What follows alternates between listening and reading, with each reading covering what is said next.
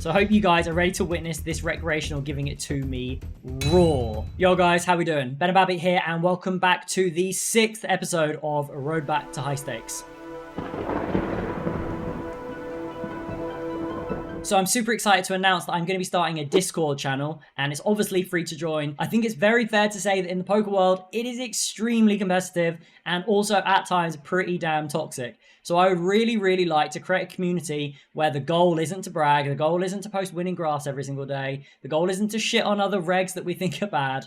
Basically, it's a space where people can bring hands, discuss strategy, talk about other stuff in life, talk about mental game. And also I want there to be no limit. If you're playing play money, if you're playing in pub leagues, playing 2NL, playing 10k NL, it doesn't matter. It's not off limits to anyone. So if you would be interested in joining that Discord, please do go check that out in the comments below. So that's enough of that. Let's get on into the graph. As we can see in the graph, it was a pretty uneventful week overall. We were never up that much or down that much. But on the week, we ended about 1k up in green line and ran about 5k above EV, which we will definitely take. And then in buy-ins, we about broke even and ran about 2 buy-ins above. All things considered, definitely not a bad week, particularly when we're comparing it to last week's abomination.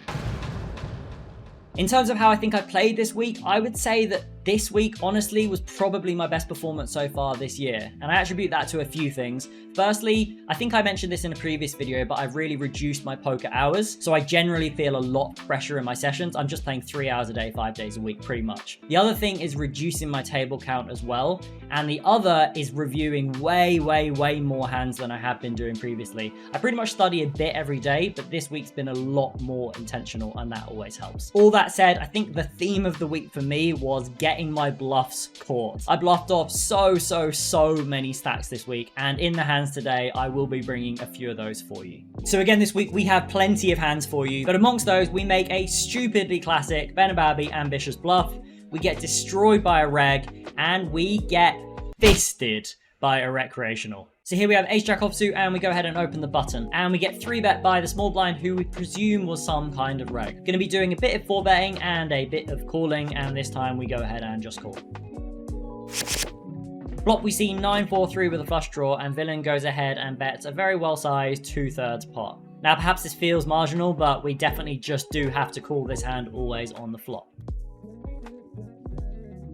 We see a 6 of clubs, which is actually great for our range now, and villain goes ahead and checks to us. When OOP polarizes flop here, and then we see this turn, we're going to be depolarizing, which means that when we do bet the turn, which isn't going to be always, but it's going to be fairly frequently, we're going to be going with a small sizing. The other combos I'm going to be betting the flop with are going to be hands like king jack with a spade, king queen with a spade, and then our value combos are going to be some pocket pairs, some 9x, some flush draws, etc. Now we see a 9 of spades on the river, and villain goes ahead and checks to us. I think having the ace of spades here is a little bit misleading in the fact that it might feel like we want to bluff every single time. However, when we do have the ace of spades, we're also going to have some of like those king queen and king jack offsuit with the king of spades. Those are ones that are going to be prioritized. That said, I think it is okay to bluff all of your ace jack here, depending on how wide you are betting in position here. So we do go and shove for about 75% pot. And it doesn't take villain that long. I mean, it takes them a little bit of a tank, but they make an extremely good and solid hero call with ace-4 of diamonds. Now, on the surface, I think this ace-4 of diamonds might look wild to people watching the video, but when they do unblock that whole portion of the ace-jack, ace-queen with a spade, and the king-queen, king-jack with a spade, and also blocking 4's full, this hand is actually going to make an extremely good hero call. You simply just can't arrive at the river with enough of those overpairs with the spade combos to just be calling those hands. Not only do they often bet the turn, but when they do check, they all are also going to be check-shoving the turn as well. So those don't really exist all that much in the range. I think this makes a way better call than a hand like pocket queens, no spade, for example. So I think we need to give villain props for a very good hero call here. So here we are at 1k on GG, and we get an open from a very good reg in the cutoff. We go ahead and pure 3-bet jack 10 of diamonds, and villain defends. So this is a very interesting board and differs greatly between small blind and big blind. There's going to be a number of strategies that you can use here, all of which will never ever be pure betting. So if you want to go 20, 33, 50, 2/3 pot, I guess, could be an option here, and lots of checks. my approach here is to play lots of checks, but only to bet 20% pot. Regardless, I do think this is going to be one of the combos in my range that gets to bet more frequently than many of the other hands in my range, given I'm not betting very often on this board, and I do go ahead and bet this time. Cutoff goes ahead and raises. I think this is 50% pot. I think that my only option now is to call. I don't want to be playing any 3-bets. Do I want to play 3-bets with my range? No, I don't think this is a ball we do want to play 3-bets with our range, so I'm just always going to call, and my combo is going to be a call regardless. We see the 9 of clubs, and I think we're pretty much going to be range checking this turn, so I go ahead and check. My plan is, if there are bets going in on the turn, I will just be pure check shoving my combo. I do think calling is going to be okay, but I also think that shoving is going to be okay too. Interestingly, villain snap checks back. I'm not sure what the snap check means. Imagine a lot of the hands that villain chooses to bluff raise in position on the flop are going to want to bet the turn pretty aggressively, and I think those hands are going to be very intuitive. It's going to be under pairs, it's going to be hands like 6-5, etc. So yeah, I'm not quite sure what to read into the snap check, to be honest with you. Either way, on the 7 of diamonds, I would say that this is probably one of the nut worst rivers for our range. Obviously, we have banged off a very, very strong hand here, but regardless, I think we just want to be range checking the river. We expect to see quite a lot of bets from in position on the river here, to be honest with you. And this is one of those times villain has chosen to bluff pocket 3s with a diamond on the river. I mean, as played, I think this is definitely a good bluff. I just don't understand why they haven't bet the turn. It seems like the perfect candidate to bet, particularly on a turn that hits in position's range so heavily. Either way, it's gone very well for us this time, and we do win. So here we are back on Iggy at 2k, and we get an open from a new player. Only 14 hands on this player, so I'm not sure. However, when they do open 2.25x, we can pretty much assume it's likely to be a reg. In the big blind with ace-queen offsuit, we're going to be doing a bit of calling, and we're going to be doing a bit of 3-betting, and this is one of those times that I choose to 3-bet. We see 10-6 deuce with a flush draw, and we got the ace of diamonds. I think that we want to be betting this flop very aggressively with our range, and our hand makes a pretty perfect bet, so I go ahead and bet half pot on the flop. Villain calls, and we see the 7 of diamonds on the turn. So we need to consider our bet sizing here, and I think that block and half pot both work here.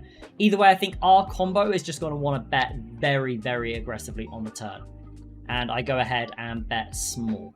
Villain doesn't think about it too long and calls. Now we see a very interesting ace of clubs on the river. So we have a number of options here. We can certainly check and call. Certainly we're not going to be folding when we do check. Or we can block and decide as well. I elect to go with a mix between check, call all in, and then block. And this time we do go ahead and block. Villain doesn't think about it for that long and ends up shoving. So let's consider our bluff catcher here. The ace of diamonds is going to be the best bluff catching card in the deck. That's absolutely true. The issue with our Queen of Hearts, it doesn't really do anything for us. It doesn't block value at all. That said, I do think that having the Ace of Diamonds is just so incredibly powerful here, blocking all of imposition's nut flushes that are going to play this way. They're never going to raise the turn. They're never going to shove the turn, so they do arrive with those flushes always, and they're pretty much not going to raise the flop with those nut flush draws either. I do think that the Ace of Diamonds is just going to be a completely overpowered card here. The other thing to consider is that imposition is just going to arrive always with all of their pocket pairs with a diamond, and a lot of those are going to be forced into bluffing the river. There are going to be a lot of situations where you block the river and you get shoved on, and it's going to be very, very hard to see population finding those bluffs that we are hoping to find. This is one of those spots that I do think population are going to be reasonably good at finding bluffing combos. So I do decide to always call my combo, and I think it's a pretty standard decision for what it's worth. And this time we do run into the well-played Queen 10 of diamonds. So here we have 10-9 clubs in the small blind, and we go ahead and open. We get 3-bet by a new player to the table. And against new players, unless they make some weird outlandish sizing, I just go ahead and treat them as regs. Especially in an anonymous pool, I think that's a wise decision. And since I'm considering them as a reg, I'm either going to 4-bet or I'm going to call. And this time we do elect to go ahead and call. We see Jack 8-3 rainbow and start out with a check. Villain bets less than 1/3. So this is like a really interesting spot because I don't really see people bet 1/3 in position on these boards, at least not anymore. Maybe like a year ago, yes, it was happening a lot. Nowadays, it doesn't. Most people know that this is just a half pot c-bet spot. You can use 1/3 as a viable strategy, but I do think the more conventional sizing is going to be 1/2. So I'm now leaning a little bit more towards recreational than reg, but I'm definitely not ruling it out. With my exact combo, I think both raising and calling are okay. And I just want to reiterate and clarify something. When I say that I think both are okay or that I'm going to mix the situation, The reason I'm doing that isn't because of ease, and I think that there may be some mix and there may be some call. In my mind, I see call as making as much EV as raising the flop. So I go ahead and call on this occasion. We see an ace of diamonds on the turn, and we obviously go ahead and check. In position then very, very quickly checks back. So I think the snap check is very notable here. I do think that this is much more leaning now towards one pair combos. The reason for that is that when in position turns an ace, I do think they consider betting a little bit longer than they did. I think they definitely snap check kings, queens, and a jack or an 8. And I definitely think they consider bluffing with a hand like 10-4 suited, king 6 suited, king 3 suited, something like that. But I definitely do think in position considers bluffing in position on a card that is clearly very good for their range, particularly after they go small. Regardless of that, we're never going to be betting the river. We are going to be pure checking it over to in position to see what they're going to do. They don't think about it for too long, and they go ahead and bet 75% pot. So I think ordinarily this would definitely be a call a lot of the time versus a lot of players if we knew that they were reg. However, based on what I've said previously about the breakdown of how I believe in position is playing, I know I'm making a lot of assumptions here, but what else can we do? We've had a bet on the flop that's pretty small and pretty quick, and then we've had a very, very quick snap check in position. I do believe that in position is now weighted toward plenty of one bet hands, so I do think the EV of calling goes down significantly. Folding is definitely an option, and then obviously we have shoving, which is an option. And of course, you know, I brought this hand. It's not like I'm exactly going to show this and I'm going to fold the river. So I'm sure you can tell we do obviously go all in. I think I just want to explain why I go all in. I think we're probably over bluffing this river, and I do think that is okay with our assumptions that in position is going to have too much one pair that's value betting. We obviously make bluffs fold regardless, but also the main reason that I bluff this over a very over bluff, let's say 9-8, is that I do certainly believe that in position can have a hand like Jack 10 or pocket 10s. So I think actually blocking the 10 is crucial here if we are going to choose to overbluff, which I do believe we are overbluffing with this combo. Just because this is a spot where we think that we have more queen 9 and more king queen, which I do think in this situation that is true. In ordinary scenarios where you're trying to play theory, you can't just make that justification for bluffing your entire range on the river with any kind of blocker. All that said, I basically am deciding that I am going to bluff way more than I should because I do believe that in position has too much of a weak range, and we also do block the main bet calls, which are going to be pocket 10s. Villain tanks for a little bit and folds, and we do know Villain's hand because we downloaded the hand the next day, and they had a very weirdly played king 8 offsuit. So I hope you guys are ready to witness this recreational giving it to me raw, because they open 3x under the gun and they unironically have a 69% VPIP, and we go ahead and 3-bet the button. I do make it $80 here. Not sure what's happened there. Meant to make it 90. Gonna get roasted for that in the comments for giving a lot of EV away for making it one big blind too small against a recreational. We see ace king 4 monotone, which is a very good flop. We flop 2 pair, all things considered, and villain goes ahead and bets half pot pretty quickly. I think we have a very, very clear raise. I'm going to make this like around 240, 250, something like that. And that's what I go ahead and do. Recreational doesn't think about it too long and calls. We see a 3 of clubs on the turn. When recreational does call the flop very quickly, I expect that to be a whole load of pocket pairs with a heart, like high pocket pairs with a heart. Some ace queen, ace jack, ace 10, maybe a king queen, king jack, king 10 with a heart, something along those lines. Very, very well defined though, I would say. And given the speed at which they bet and call the flop, very rarely expect to be beat here. They might have a hand like ace king on that randomly weird occasion, but I block that so heavily and I just think it's extremely unlikely. Pretty sure I have the best hand here, like always. Versus a lot of recreationals, I do think shoving the turn would be too thin, but this recreational was a very special VIP, and I think shoving is going to be the best line on the turn here.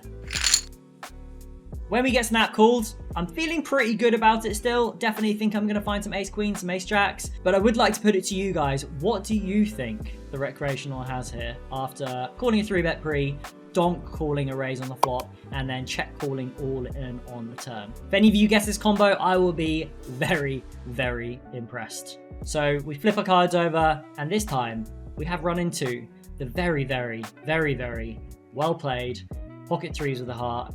Declines the run at once. We go for the ultimate squeeze out. Unfortunately, this time we do lose.